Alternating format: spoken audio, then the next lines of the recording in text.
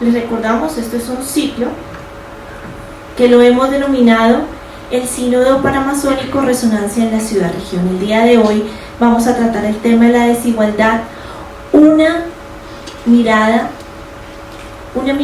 que nos llama a la acción. Para ello les voy a presentar a nuestro moderador, el padre Manuel Jiménez, quien es actualmente sacerdote de la Arquidiócesis de Bogotá y miembro del Observatorio Arquidiocesano de Evangelización.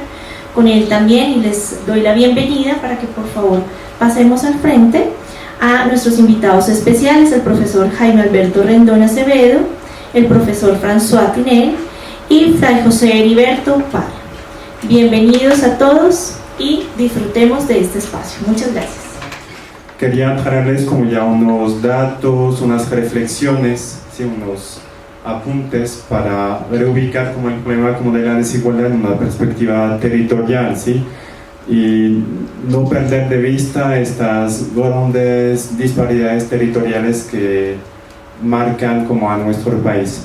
Aquí voy a compartir como algunos datos de carácter general y algunos datos como ya más específicos para que podamos reconocer como la magnitud del problema que enfrentamos como en Colombia, porque si les digo que tenemos como ya un Gini del 0,49, tal vez para muchos como no les significa algo. Sin embargo, es importante poder como ver este problema desde una perspectiva más general e histórica. Entonces, como voy a centrarme como ya en 4 ejes de trabajo, pero voy a tratar como de ser como ya muy breve. En un primer momento, o sea, creo que es importante que definamos qué entendamos por desigualdad, ¿sí? Luego que veamos que el problema como de la desigualdad sigue siendo como ya una incógnita que no ha sido como ya resuelta en Colombia, ha sido una preocupación presente desde los primeros planes nacionales de desarrollo. Y luego nos centraremos como ya en algunos datos que caracterizan como a Colombia como el 4º país más inequitativo del mundo, el 2º más desigual de la región, y finalmente compararemos como unos mapas para ver como estas grandes como ya disparidades que existen en el país. Y aquí tenemos como la línea media, que es el promedio a nivel nacional de los departamentos, entre como los departamentos más equitativos y los más inequitativos. Obviamente, como les mencionaba, tenemos arriba el departamento como del Chocó, seguido por el departamento de la Guajira, Boyacá y Huila, y también el departamento del Cauca, que son como los más inequitativos del país. Y el más equitativo es el de Cundinamarca. Bogotá se encuentra justo por debajo de la línea media. Bueno, lo primero es que cuando hablamos como de desigualdad es importante poder fortalecer como ya estas miradas, o sea, territorializadas, y tener como ya políticas públicas territorializadas. Bueno, lo otro tiene que ver, o sea, como lo recomienda como la CEPAL, en fomentar estas estrategias de empleo decente y combatir como ya la informalidad, o sea, y de informalidad como laboral, o sea, tener como unas estrategias más eficientes. Otro elemento tiene que ver, o sea, con la educación. No basta, o sea, con garantizar como el acceso, sino realmente, o sea, generar como unas oportunidades para todos, una educación de calidad para todos, y pensar la educación y la salud como unos bienes públicos. Pero creo que el 4º elemento como ya tiene que ver, o sea, con un elemento como ya fundamental para la lucha contra la desigualdad, y es como pensar en una reforma real del sistema tributario, ¿sí? En Colombia no estamos acostumbrados como ya tal vez a pagar impuestos, o no solemos como ya hacerlos con muchas ganas. Tenemos una muy baja tributación, y si vieran el 10% más rico, el nivel de tributación, o sea, fue menor al 5% de sus ingresos. A eso se añaden problemas como la evasión y el fraude fiscal, ¿sí? Es decir, que nosotros tenemos un sistema de imposición que es regresivo, mientras que en el mundo como el sistema es progresivo. a eso también, o sea, deberíamos como añadir, mejorar como la eficiencia como del gasto público, luchar contra la corrupción y obviamente, o sea, repensar el modelo como de desarrollo, que en vez como de reducir como las brechas, si bien ha habido como ya un cese, no ha permitido, o sea, resolver como de manera eficiente como este problema como de carácter como estructural. Muchas gracias. Muy buenas tardes. Muy agradecido por la invitación a este diálogo, un diálogo que de verdad la ciudad lo necesita, el país lo necesita, sobre todo hoy, que yo por lo menos estoy muy triste con lo que nos está pasando en el Amazonas y hoy el mundo quedará un poco más pobre. Después de esto quedaremos más pobres todos. Y bueno, ya lo otro, voy a tratar de ser muy preciso, intentaré de ser muy preciso. Hay algunas cosas para compartir. Yo hablaba con Diana cuando se contactó conmigo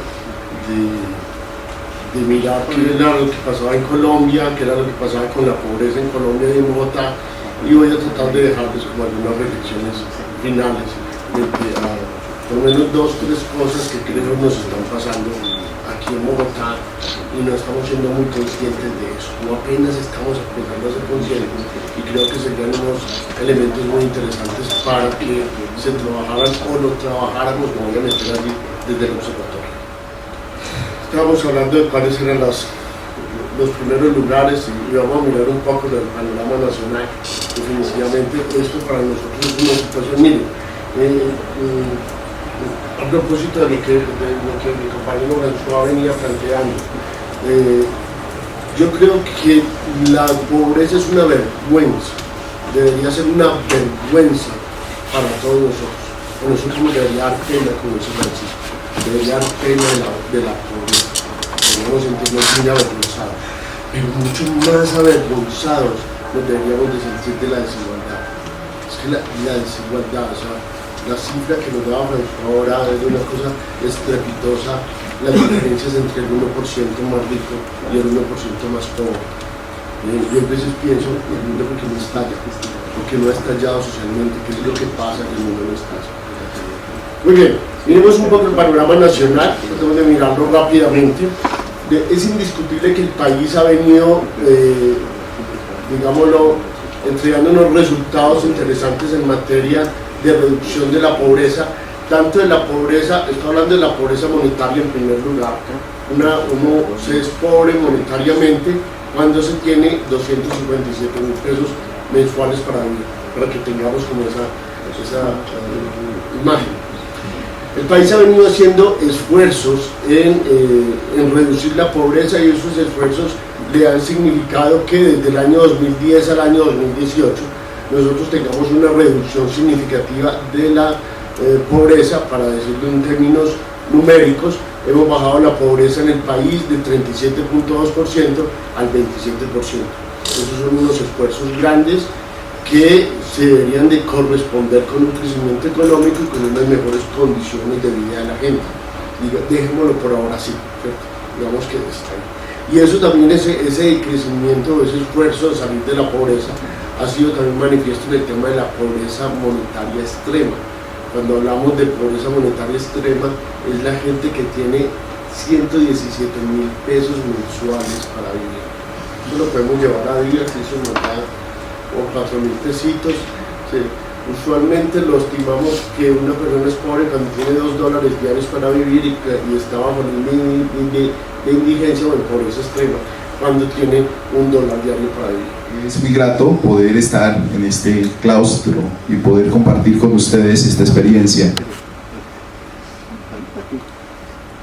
Se me ha pedido que hable acerca de 2 preguntas. Quiero entonces comenzar con la primera pregunta que se me plantea, que es: ¿qué se entiende por pobreza y desigualdad social desde la Laudato Si?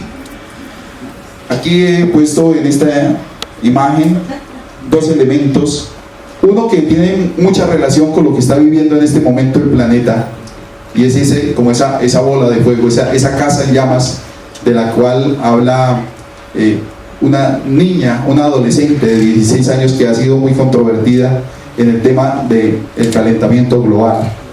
Y en otro slide, en el slide al ladito, aparece un grupo de personas al lado del mundo. La pobreza la hemos encontrado 6 veces en Laudato Si, y se presenta en ella como el resultado de la iniquidad e inequidad que se ha infligido a la naturaleza en todas sus dimensiones.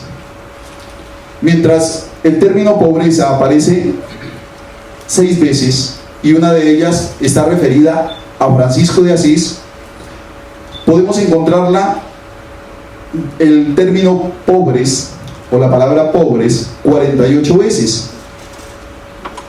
Y eso nos da un indicativo muy importante. La degradación ambiental es algo inminente. El haber convertido la realidad en objeto de dominio es una experiencia a la cual apunta la encíclica en esta delimitación de lo que es el pobre y lo que es la pobreza. Para lo que se ha llamado laudatosificar y amazonizar el conversatorio sobre la desigualdad social, es necesario abordar los principios de ecología integral en relación con la desigualdad social, pero más que ello, de la inequidad social. Y en tal sentido, la crítica, dice el Papa Francisco, al antropocentrismo